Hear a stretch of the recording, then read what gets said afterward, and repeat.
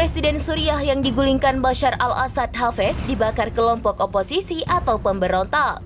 Pembakaran berlangsung di kampung halaman Hafez di Kardaha pada Rabu 11 Desember 2024. Rekaman video yang dirilis AFP menunjukkan sekelompok pasukan oposisi menyerbu kompleks pemakaman. Mereka langsung membakar makam Hafez yang terletak di jantung komunitas Alawit Al-Assad di Latakia. Setelah makam hangus, mereka menginjak-injak abu sisa pembakaran dan mengibarkan bendera Suriah versi baru.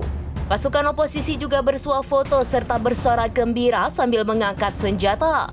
Dilansir Al-Arabiya, Hafez al-Assad memerintah Suriah dari tahun 1971 hingga wafatnya di tahun 2000. Saat itu Bashar yang awalnya hanya seorang dokter yang belajar di Inggris diminta pulang untuk menjadi presiden. Keluarga Assad berkuasa di Suriah selama lebih dari 50 tahun. Namun kekuasaan itu runtuh hanya dalam waktu 11 hari setelah pasukan oposisi merebut sejumlah kota dan menduduki Damaskus.